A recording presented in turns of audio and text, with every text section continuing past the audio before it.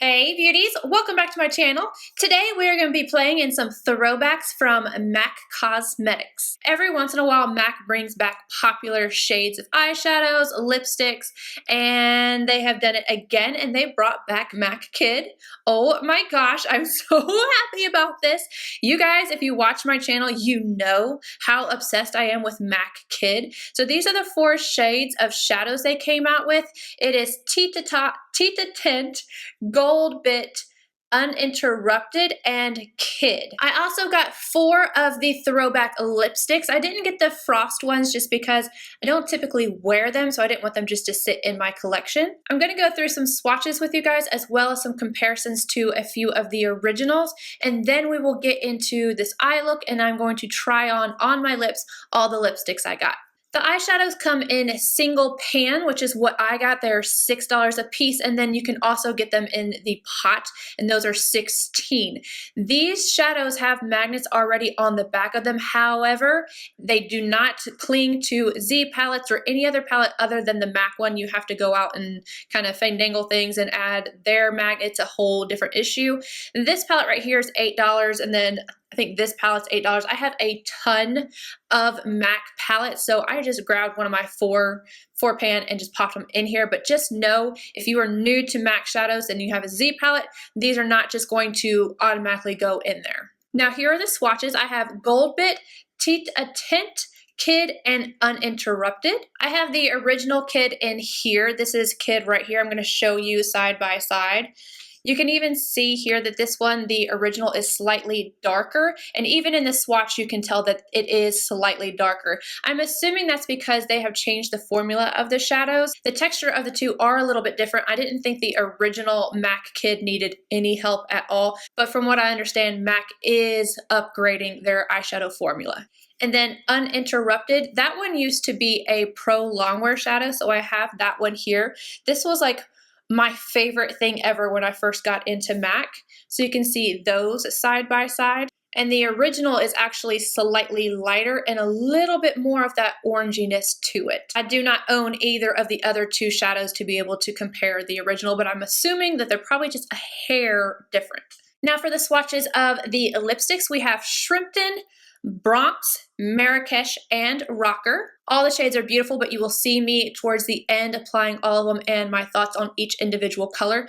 I do not know if these are limited or permanent. Previously, when they have brought things back out, they have been limited, but it doesn't say on the MAC website, or I didn't see it. So I've heard it both ways. I've heard that they're coming back and they're going away again, and I've also heard that they are permanent, so I'm not sure. To be safe, if you want any of these, just go ahead and grab them. And let's go ahead and get into this eye look and then the lip swatches. Wayne Goss number 16 and Kid. I'm going to use this as my transition shade. I love this brush because it's so fluffy and it just blends it out so effortlessly. Wayne Goss number 20, and I'm taking the same shade underneath the lower lash line. Tete A Tint and the 776 from Delium Tools. I'm going to concentrate this one first into the crease and then slowly blend it upward. I'm again going to take that shade underneath the lower lash line with my Wayne Goss number 20. Uninterrupted on this outer corner first with my 776, and then I'm going to work it into the crease. One more time, I'm going to run that same shade underneath the lower lash line. I'm going to take my 777 from Delium and pack Uninterrupted on the lid. I'm going to leave this part right here open for Goldbit.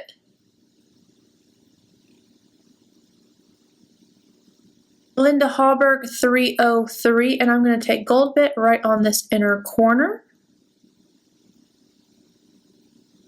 And then back in with Uninterrupted and that 777, and I'm going to blend this together right here.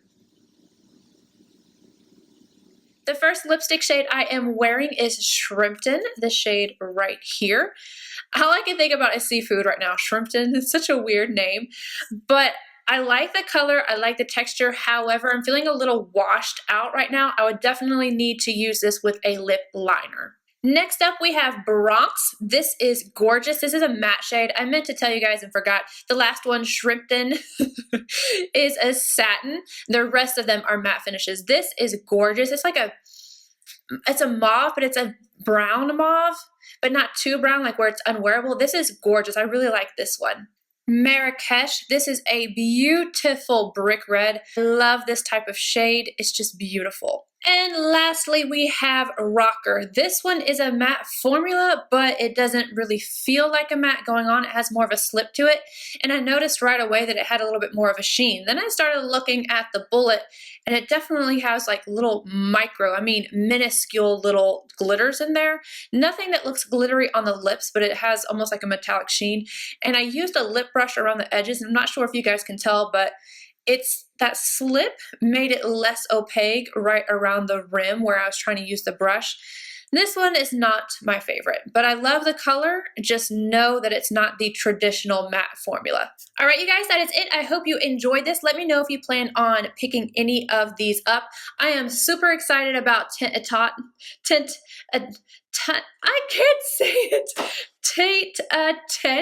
I am definitely going to be grabbing a few more of those, and I feel like I maybe should get one or two more of Kid, even though I have backups.